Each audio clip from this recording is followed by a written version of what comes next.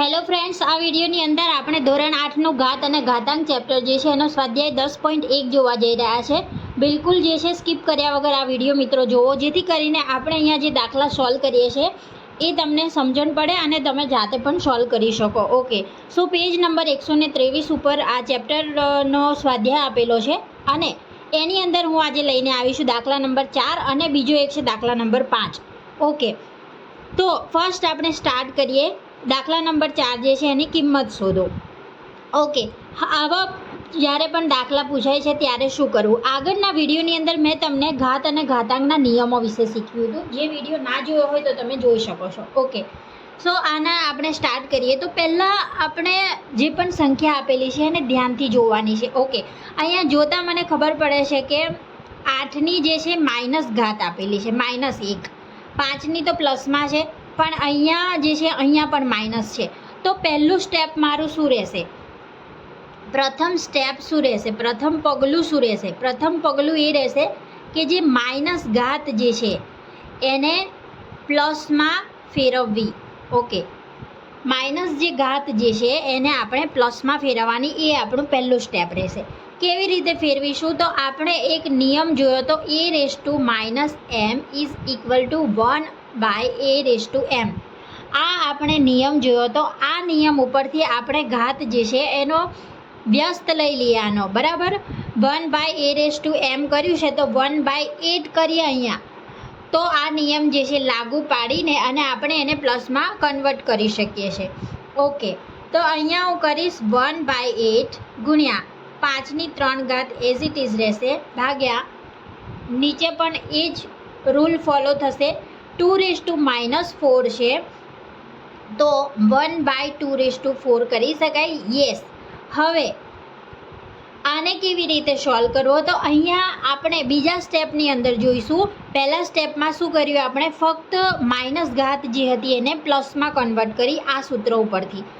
હવે બીજા સ્ટેપની અંદર આપણે જોઈએ કે અંશનો અંશ જે હોય, બીજો એક રૂલ્સ યાદ રાખો, અંશનો છેદ છેદમાં જાય અને છેદનો છેદ અંશમાં જાય. ઓકે, અને આપણે બિલકુલ ધીરેથી શીખી રહ્યા છે, બિલકુલ ઉતાવળ નથી કરવાની. મને એવું જો હોત તો અહીંયા સીધો દાખલો જે છે હું ગણાવી દોત. ઓકે, કંઈ પણ સમજાવ્યા વગર કે આ કેવી રીતે બને છે, આ કેવી રીતે બને છે, બટ મારે એવું નથી કરવું. હું મતલબ દિલથી એવું ઈચ્છું છું કે હું કંઈક શીખવું છું તો એને પ્રોપરલી શીખવું, જેથી કરીને જે પણ આ વિડીયો જોઈ રહ્યું છે એને ખબર પડે કે દાખલાનો આન્સર કેવી રીતે આવે છે અને કયા કયા નિયમોનો યુઝ કરેલો છે. ઓકે, આ દાખલો સોલ્વ તો આપણે 1 જ મિનિટની અંદર કરી શકીએ છીએ, બટ આપણે અત્યારે લર્નિંગ સ્ટેજની અંદર છીએ તો આપણે પહેલાં સૂત્રોને ધ્યાનમાં રાખીને કરવાનો છે દાખલો. પછી જ્યારે આવા ઘણા બધા અસંખ્ય દાખલાઓની પ્રેક્ટિસ થઈ જાય ત્યારે જે છે આપણે ડાયરેક્ટ એને ગણી શકીએ છીએ. બટ અત્યારે મારે શીખવવાનું છે, એટલા માટે હું શીખવી રહી છું કે પહેલાં સ્ટેપની અંદર મેં શું કર્યું, કિંમત પહેલાં જોઈ કે માઇનસની અંદર ઘાત છે તો હું એને કેવી રીતે પ્લસમાં ફેરવી શકું એ મેં પહેલાં જોયું.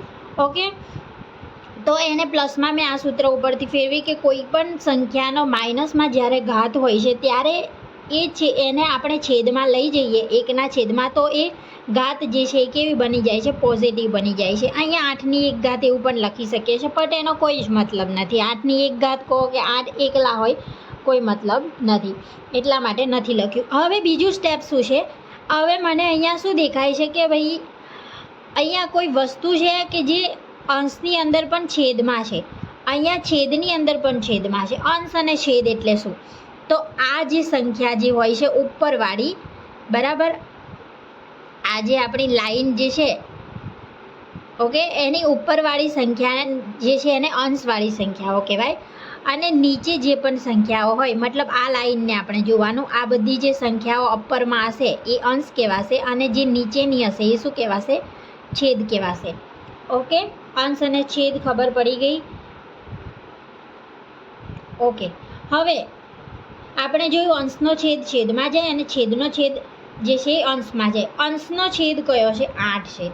ઓકે, તો હવે બીજા સ્ટેપની અંદર આપણે લખીએ અંશનો જે છેદ જે છે એટલે કે 8 એને છેદમાં લઈ જઈએ. ઓકે, આ તો સંખ્યા એવી ને એવી જ રહેશે ઉપર 5/3 અને અહીંયા છેદનો છેદ એટલે કે કયો 2/4 તો એ ક્યાં જશે અંશમાં 2/4. હવે આપણે 2/4 જે છે એને ફરીથી આપણે ફેરવવું હોય તો 2 × 2 2 × 4 4 × 8 અને 8 × 16 એવું કરી શકીએ છીએ. ઓકે, અહીંયા આપણે કરી દઈએ 5/3 કરી લઈએ. આનું સાદુરૂપ આપવાની કોઈ જરૂર નથી. 2/4 જે છે એનું સાદુરૂપ આપી શકાય છે. ઓકે,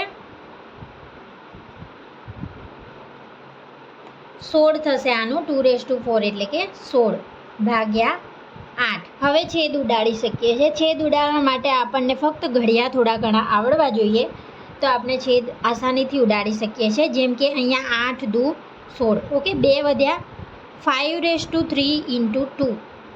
ઓકે, 5ની 3 ઘાત કેટલી થશે 125 ગુણ્યા 2 બરાબર 250.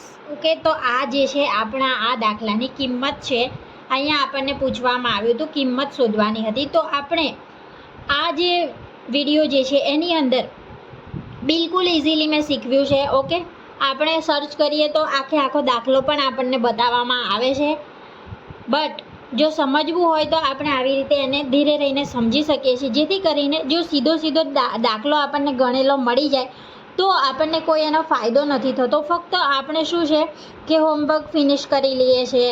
ઓકે, બટ તમે જો આવી રીતે સમજો છો તો આવો કોઈ પણ પ્રકારનો દાખલો હોય તો એને સોલ્વ કરવા માટે તમે સક્ષમ બની શકો છો. ઓકે, બીજી એકવાર હજુ શીખવી રહીશું આ દાખલાને કેવી રીતે સોલ્વ કર્યો છે તે. પહેલાં મેં શું જોયું કે કિંમત શોધવાનો દાખલો છે. ઓકે, હવે દાખલાને જોયું તો એની અંદર જોવા મળે છે કે ઘાત જે છે માઇનસમાં છે. ઘાતને પહેલાં મેં શું કરી પ્લસ કરી. કયા સૂત્ર ઉપરથી? આ સૂત્ર ઉપરથી. છેદમાં લઈ જઈએ તો પ્લસ થઈ જાય એ સૂત્ર ઉપરથી. પછી બીજા સ્ટેપમાં શું કર્યું કે અંશનો જે છેદ છે એને છેદમાં લઈ ગયા અને છેદનો છેદ અંશમાં લઈ ગયા. આવું આપણે અહીંયા કરી શકીએ છીએ ઘાત અને ઘાતાંકની અંદર.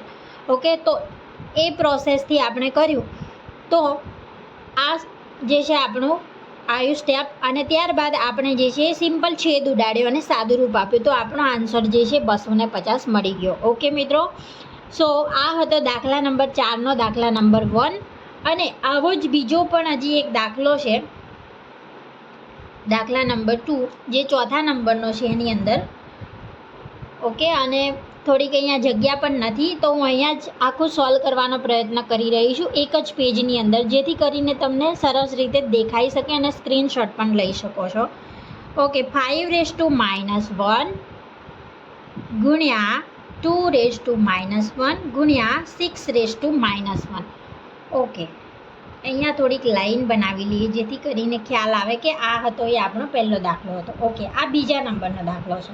બીજા નંબરના દાખલાની અંદર કહેવામાં આવ્યું છે 5⁻1 × 2⁻1 × 6⁻1. હવે અહીંયા આપણે આ જ સૂત્રનો યુઝ કરવાના છીએ. a⁻m વાળું હતું. કોઈ પણ સંખ્યાની ઘાત જ્યારે નેગેટિવ હોય છે, માઇનસ હોય છે, ત્યારે આપણે એને આ સૂત્ર ઉપરથી પ્લસ કરી દેવાની છે. પહેલું સ્ટેપ આપણું એ રહેવું જોઈએ. તો અહીંયા 1/5 × 1/2 × 1/6 કરી શકીએ. બધાની એક ઘાત પણ લઈ શકાય છે. ઓકે, કેમ કે અહીંયા એક ઘાત છે, અહીંયા 2 હોત તો અહીંયા 2 ઘાત લખો, 3 હોત તો 3 લખો. ઓકે, તો સિમ્પલ અહીંયા સાદુરૂપ આપવાનું છે નીચેની સંખ્યાઓનું. બધામાં એક જે છે એ સરખો છે તો નીચેની સંખ્યાઓનો ગુણાકાર કરી લઈએ. 5 × 10 અને 10 × 60. ઓકે, બિલકુલ ઇઝી છે અને ફક્ત એક સ્ટેપની અંદર દાખલાનો આન્સર આવી ગયો. બટ એ ક્યારે આવે? જ્યારે આપણને માઇનસ ઘાતને પ્લસમાં કેવી રીતે ફેરવવાનું એ ખ્યાલ હોય ત્યારે. અહીંયા આપણે લખવાની પણ જરૂર નથી પડતી. અહીંયાથી જ આપણે જોઈ શકીએ છીએ કે બધા છેદની અંદર આવશે તો 1ના છેદમાં હું બધાનો ગુણાકાર કરી લઉં તો બિલકુલ આપણે પેન ચલાવ્યા વગર પણ આ દાખલાનો આન્સર આપણે આપી શકીએ છીએ. પણ ક્યારે? જ્યારે આપણી થિયરી કમ્પ્લીટ હોય. ઓકે, આ જે સૂત્ર જે છે આપણને આવડતું હોય ત્યારે. ઓકે, હજુ એક દાખલો લેવાનો પ્રયત્ન કરીએ છીએ. ઓકે, બટ આટલી જગ્યાની અંદર એ દાખલો પણ આવે નહીં અને અત્યારે આપણે એક જ પેજની અંદર જોવાનું છે. તો બીજા જે દાખલા છે આપણે બીજા વિડીયોની અંદર લઈને આવીશું મિત્રો. ઓકે, અને આ જે વિડીયો જે છે એ પૂરો જુઓ જેથી કરીને ખ્યાલ આવે. એકવાર ના ખબર પડે તો 2-3 વાર પણ તમે એને જોઈ શકો છો. જેટલી વાર તમને ના ખબર પડે એટલી વાર જોઈ શકો છો. અને આ જે આવા જે નિયમો જે છે જે મેં અહીંયા એક લખ્યો છે એવા સૂત્રો મેં આગલા એક વિડીયોની અંદર તમને શીખવ્યા છે જે તમે ત્યાં જઈને જોઈ શકો છો. ઓકે, તો આજના વિડીયોની અંદર આપણે શું જોયું, દાખલા સ્વાધ્યાય નંબર 10.1 જે છે ગણિતનો, ઓકે, ધોરણ 8નો, એમાં દાખલા નંબર 4 જે છે એના 2 દાખલા હતા, 2 પેટા પ્રશ્નો જેને કહી શકાય તે આપણે 2 જોયા અને સરસ રીતે આપણે સિમ્પલ ભાષાની અંદર શીખ્યા છે, સિમ્પલ આપણી ગુજરાતી ભાષાની અંદર કે આપણે કેવી રીતે દાખલાને સોલ્વ કરવાનો